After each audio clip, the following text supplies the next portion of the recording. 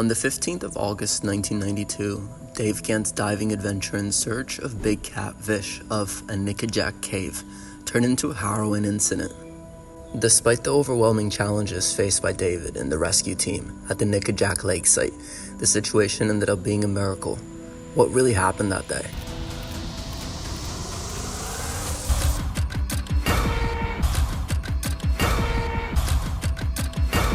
This is the fatal story of David Gant. With over 30 years under his belt, knew the dangers of squeezing through the underwater caves. Nickajack Cave, hidden under the Nickajack Lake, was famous for its twists and turns, and water so murky you could barely see your hand in front of your face. Even though there were rules in place to keep the cave safe, David just couldn't resist the chance to dive in and see what he could find. The love of diving and the excitement of exploring something new were too much for him to pass up, so David and his companion decided to go into the murky waters of Nickajack Cave. Their goal was to capture a glimpse of a legendary catfish sighted earlier. But let's first know more in detail about the Nickajack Cave. The Nickajack Cave is located between the entrance of a former village called Chickamauga, Cherokee of the Nickajack people in the Tennessee River. The village was attacked and destroyed in 1794 during the Nickajack expedition. The Nickajack Dam, named after the cave, is a hydroelectric dam located in Marion County, Tennessee, owned and managed by the Tennessee Valley Authority, TVA. It was built in the mid-1960s as a replacement for the obsolete Hales Bar Dam. The dam encloses the Nickajack Lake, which covers about 10,370 acres. Nickajack Cave has a rich history, known for being a major source of saltpeter used in gunpowder. Manufacturing. It is also home to Mr. Big, a giant stalagmite claimed to be the biggest in the world. The cave has become partially submerged due to flooding, leaving only 15 feet of the entrance accessible above water.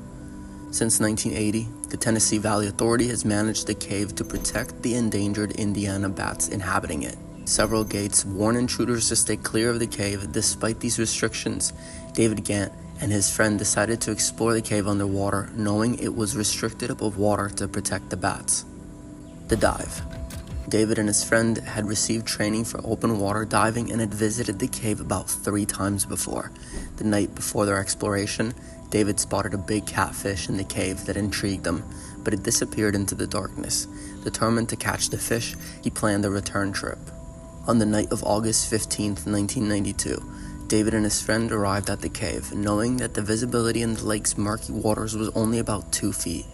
They hoped that the water inside the cave would be clearer, only to find that their dive lights beamed faded into the greenish hollowness. They saw mud and rocks at the base of the cave, but not the fish. Realizing they needed to return to the surface, David checked his air tank and signaled to his friend. However, they surfaced to a solid cave ceiling, having ventured too far into flooded passageways. They signaled to each other and dove down again, attempting to find the way out, but again they encountered the cave ceiling. Fear began to grip their hearts as the murky waters resulted in poor visibility and they lost their sight of each other. David's friend was lucky. The direction he took led him to an air-filled passageway near the entrance. He almost ran out of air before reaching the surface. David, on the other hand, dove deeper into the cave, finding himself in a lonely air pocket, completely cut off from the world. His friend, not seeing him emerge, grew exceedingly worried but had to wait until the morning to seek help. On Sunday morning, David's friend reported the case to the Tennessee Valley Authority, TVA, security, initiating a rescue operation. Many dive rescue teams came to assist, but none were trained in cave diving, only open water diving. The incident commander, evaluating the situation, declared it a recovery operation, assuming David had likely perished. Rescue efforts. Buddy Lane, captain of the Hamilton County Cave, one of the most experienced cave rescue teams in the U.S., heard about this incident. He pleaded with the incident commander to allow his team to assist, but his requests were initially denied to avoid endangering more lives.